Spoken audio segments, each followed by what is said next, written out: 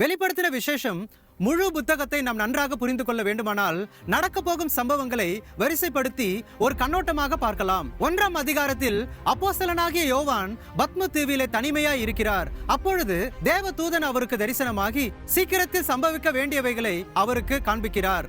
இயேசுவின் மார்பில் சாய்ந்திருந்த அதே யோவான் ஆவிக்குள்ளான போது இயேசுவை கண்டு செத்தவனை போல அவருடைய பாதத்தில் விழுகிறார். பின்னர் சம்பவிக்க போகிறவைகளை உணர்த்துவதற்காக 7 பொன் குத்து விளக்குகள், 7 நட்சத்திரங்கள், இவைகள் அனைத்தும் வருங்காலத்தில் என்ன நடக்க போகிறது என்பதை குறிக்கிறது. 2ஆம் அதிகாரம் மற்றும் 3ஆம் அதிகாரத்தில் 7 சபைகளின் நிலைமை, துருக்கியில் இருந்த 40 சபைகளில் 7 சபைகளை இயேசு கிறிஸ்து தெரிந்து கொண்டு அவற்றின் செயல்பாடுகளை குறித்து திருவுளம் பற்றுகிறார்.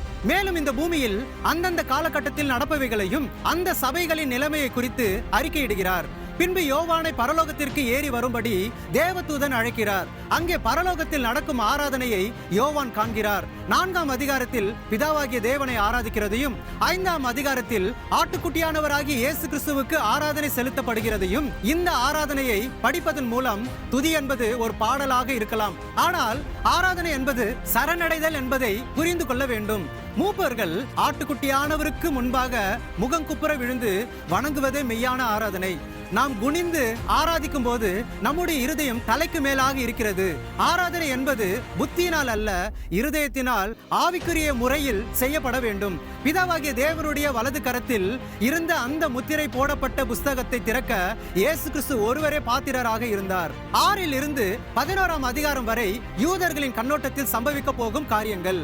வெளிப்படுத்தின விசேஷத்தை புரிந்து கொள்ள இது ஒரு முக்கியமான திறவுகோல். 12 இருந்து 19ஆம் அதிகாரம் வரை சபையின் கோணத்தில் சம்பவிக்க போகும் காரியங்கள். 12ஆம் அதிகாரத்திலிருந்து 13ஆம் அதிகாரம் வரை சபை எடுத்துக் கொள்ளப்படுதல், கள்ள திருத்துவம், ஒரே உலக அரசாங்கம் மற்றும் ஒரே உலக மதத்தை குறித்து உள்ளது.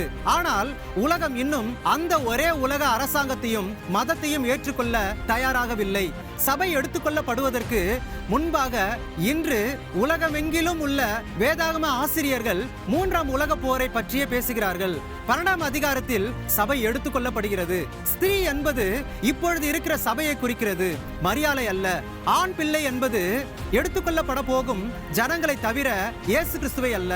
சர்பம், அதாவது பிசாசு, சபையை விட எடுத்துக்கொள்ளப்பட காத்திருக்கும் அந்த ஆண் பிள்ளையையே குறி வைக்கிறது. கிறிஸ்துவும் அநேகருடைய பாவங்களை சுமந்து தீர்க்கும்படிக்கு ஒரே தரம் பலியிடப்பட்டு தமக்காக காத்து கொண்டு இருக்கிறவர்களுக்கு ரட்சிப்பை அருளும்படி 2ஆம் தரம் பாவம் இல்லாமல் தரிசனமாவார். எபிரேயர் 9:28. கர்த்தராகிய இயேசு கிறிஸ்து தமக்காக ஏங்கி தவிப்பவர்களை அந்தி கிறிஸ்துவின் அரசாங்கத்தில் இருந்து தப்புவிக்க விரும்புகிறார். லூக்கா 21 இது ஒரு தப்புதல் என்று சொல்லப்படுகிறது. சபையில் இருந்து ஒரு பிரிவினர் மட்டும் எடுத்துக்கொள்ளப்படுவார்கள். அதாவது கர்த்தருக்காக ஆயத்தத்தோடு கூட காத்திருக்கிறவர்கள் மட்டும் எடுத்துக்கொள்ளப்படுவார்கள். பின்பு கைவிடப்பட்டவர்கள் மீதியான சபை, ரெமனன்ட் சர்ச் என்கிறோம். சாத்தான் இந்த சபையை துரத்துவான். சபையானது வனாந்திரத்துக்கு ஓடி போகும். சாத்தான், பிசாசு, பழைய பாம்பு, வலு சர்ப்பம் எல்லாம் ஒருவனே. அந்த கிறிஸ்து வரக்கூடாத 3 இடங்களில் தேவன் மீதியான சபையை பாதுகாக்கிறார். தானியேல் தீர்க்க தரிசனத்தின்படி அந்த ஜனங்களுக்கு ஆகாரமும் உடையும் கிடைக்க கோசேன் முகாம்கள் ஆயத்தமாகி வருகின்றன. அந்த கிறிஸ்துவிடம் இருந்து தப்பிக்கிறவர்களை இந்த இடம் பாதுகாக்கும். யோர்தான் மற்றும் பெட்ரா போன்ற இடங்களில் கர்த்தருடைய ஜனங்கள் மறைந்திருக்க கூடும் என நம்பப்படுகிறது. 13ஆம் அதிகாரத்தில் 2 மிருகங்களை குறித்து எழுதப்பட்டுள்ளது. சமுத்திரத்தில் இருந்து ஒரு மிருகமும் பூமியில் இருந்து ஒரு மிருகமும் எழும்புகின்றன. ஒரே உலக அரசாங்கத்தையும் மற்றொன்று ஒரே உலக மதத்தையும் ஆளுகை செய்யும். சமுத்திரத்தில் இருந்து வந்த மிருகம் அந்தி கிறிஸ்து என்றும் பூமியில் இருந்து வந்த மிருகம் கள்ள தீர்க்கதரிசி என்றும் அழைக்கப்படும். கள்ள திருத்துவம் பிதா, குமாரன், பரிசுத்த ஆவி என்பதற்கு எதிராக சாத்தான், அந்தி கிறிஸ்து, கள்ள தீர்க்கதரிசி என ஒரு கள்ள திருத்துவம் உருவாகிறது. கள்ள தீர்க்கதரிசி ஒரு விளம்பர தூதுவரை போல செயல்பட்டு அந்தி கிறிஸ்துவை வணங்கும்படி ஜனங்களை வற்புறுத்துவான். 666 என்ற முத்திரையை தரிக்கவும் மிருகத்தின் சொரூபத்தை வணங்கவும் ஜனங்கள் கட்டாயப்படுத்தப்படுவார்கள். அந்தி கிறிஸ்து தேவனை தூஷிப்பவனாகவும் சபை எடுத்துக்கொள்ளப்படுதல் என்பது ஒரு கட்டுக்கதை என ஜனங்களை நம்ப வைப்பவனாகவும் இருப்பான். 6ஆம் அதிகாரத்தில் அந்தி கிறிஸ்துவின் வருகை. முதல் முத்திரை அந்தி கிறிஸ்துவின் அறிமுகம். 2 முதல் 6 முத்திரைகள் உபத்திரவ காலத்தின் முதல் பாதியில் நடக்கும் சம்பவங்கள். 7ஆம் அதிகாரத்தில் 1,44,000 யூதர்கள் முத்திரை இடப்படுதல் மற்றும் உபத்திரவ கால இரத்த சாட்சிகள். 7ஆம் முத்திரை உடைக்கப்படுவதற்கு முன்பாக 2 காரியங்கள் நடந்த பிறகுதான் உடைக்கப்படும். இஸ்ரவேலின் 12 கோத்திரங்களில் இருந்து தலா 12,000 பேர் வீதம் 1,44,000 யூதர்கள் தேவன் அந்தி கிறிஸ்துவிடம் இருந்து பாதுகாக்க முத்திரையிடுகிறார். 2வது 666 முத்திரையை மறுத்து அந்தி கிறிஸ்துவினால் கொல்லப்பட்ட கிறிஸ்தவர்கள் உபத்திரவ கால இரத்த சாட்சிகளாக பரலோகத்திற்கு எடுத்துக் கொள்ளப்படுகிறார்கள். 8ஆம் அதிகாரத்தில் 7ஆம் முத்திரை உடைக்கப்படும். இதன் பின் உபத்திரவ காலத்தின் 2ஆம் பாதி துவங்குகிறது. அதாவது முதல் பாதி 3½ வருடம் புறஜாதிகளுக்கான காலம் என்றும் 2வது பாதி 3½ வருடம் யூதர்களுக்கான காலம். தானியேல் தீர்க்க தரிசனத்தின்படி 1260 நாட்கள் அல்லது 42 மாதங்கள் அல்லது 3½ வருடம் யூதர்கள் மிகவும் துன்பப்படுவார்கள். 11ஆம் அதிகாரத்தில் எருசலேம் நகரம் 42 மாதங்கள் புறஜாதிகளால் மிதிக்கப்படும். இந்த நேரத்தில் தேவன் தம்முடைய 2 சாட்சிகளை பரலோகத்தில் இருந்து அனுப்புவார். அவர்கள் அநேக அற்புதங்களை செய்து அந்தி கிறிஸ்து ஒரு ஏமாற்றுக்காரன் என்பதை யூதர்களுக்கு நிரூபிப்பார்கள்.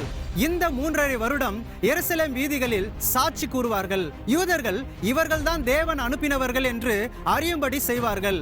வானத்திலும் பூமியிலும் அநேக மாற்றங்கள் ஏற்படும் என்று சுவிசேஷம் கூறுகிறது. 8ஆம் அதிகாரத்தில் மற்றும் 16ஆம் அதிகாரத்தில் எக்காலங்கள் மற்றும் கலசங்கள் மூலமாக தேவன் பேசுகிறார். தேவன் யூதர்களிடம் எக்காலம் மூலமாக பேசுகிறார். அந்தி கிறிஸ்துவுக்கு வேலை செய்யும் உலகத்தாருடனும் கிறிஸ்தவர்களுடனும் கலசங்கள் மூலமாக தேவன் பேசுகிறார். பிறகு 19ஆம் அதிகாரத்தில் இயேசு கிறிஸ்து தம்முடைய பரிசுத்தவான்களோடு குதிரைகள் மேல் இறங்கி வந்து அர்மகதோன் யுத்தத்தை செய்கிறார்.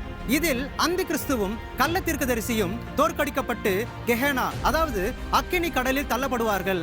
இப்போது சாத்தான் மட்டும் எஞ்சியிருக்கிறான். 20ஆம் அதிகாரத்தில் சாத்தான் கட்டப்படுதல், 1000 வருட அரசாட்சி மற்றும் இறுதி புரட்சி ஆகியவை எழுதப்பட்டுள்ளது. ஆகவே அர்மகதோன் போருக்கு பிறகு சாத்தான் 1000 வருடம் பாதாளத்தில் அடைக்கப்படுகிறான். நரகம் பற்றி 3 சொற்கள் பழைய ஏற்பாட்டு ஜனங்கள் சென்ற இடம் பாதாளம், கேடிஸ் என்றும் எபிரேய மொழியில் ஷியோல் என்றும் சொல்லப்படுகிறது. நோவாவின் காலத்தில் பாவம் செய்த ஆவிகள் அடைக்கப்பட்ட இடம் டாட்டரஸ். 3வது அக்கினி கடல் அல்லது கெஹேனா. 1000 வருட அரசாட்சியில்தான் சாத்தான் இல்லாததால் உலகம் அமைதியாக இருக்கும். சிங்கமும் ஆட்டுக்குட்டியும் தங்கும் என்ற பாடலின்படி சமாதான பிரபுவாகிய இயேசு கிறிஸ்து பூமியை ஆளுவார். 1000 வருட முடிவில் சாத்தான் விடுவிக்கப்படுவான். அவன் ஜனங்களை மீண்டும் ஒரு முறை வஞ்சிக்க முயல்வான். இறுதி புரட்சி நடக்கும். அதன் பின் அவன் அக்கினி கடலில் தள்ளப்படுவான். அங்கே சாத்தான், அந்தி கிறிஸ்து, கள்ள தீர்க்கதரிசி ஆகிய மூவரும் நித்திய காலமாய் தண்டிக்கப்படுவார்கள். பின்பு வெள்ளை சிங்காசன நியாயத்தீர்ப்பு. மரித்தோர் அனைவரும் உயிர்த்தெழப்படுவார்கள். 2ஆம் உயிர்த்தெழுதல். ஒவ்வொருவரும் தங்கள் கிரியைகளின்படி நியாயம் தீர்க்கப்படுவார்கள்.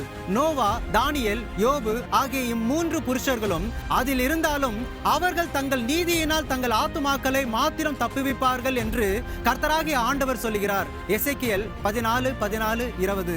தனித்தனியாகவே நாம் தேவன் முன் நிற்க வேண்டும். ஜீவ புஸ்தகத்தில் பேர் எழுதப்படாதவர்கள் அக்கினி கடலில் தள்ளப்படுவார்கள்.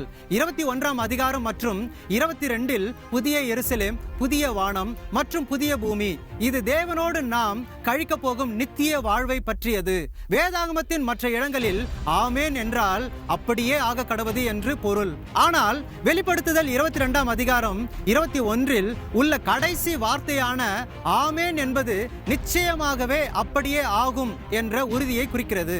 நாம் ஜாக்கிரதை உள்ளவர்களாக இருக்க வேண்டும். சபை எடுத்துக்கொள்ளப்படும் போது நீங்கள் தப்பவில்லை என்றால் அந்தி கிறிஸ்துவிடம் பிடிபடுவீர்கள். 10 கன்னிகைகளின் ஓமையை நினைவு கூறுங்கள். 5 பேர் கன்னிகைகளாக இருந்தும் ஆயத்தம் இல்லாததால் கைவிடப்பட்டார்கள். ஒவ்வொரு கிறிஸ்தவனும் இயேசுவை சந்திக்க ஆயத்தமாக வேண்டும். கர்த்தருடைய வருகை மிக சமீபமாய் இருக்கிறது. நாம் ஆயத்தப்படுவோம், மற்றவர்களையும் ஆயத்தப்படுத்துவோம். மாரநாதா.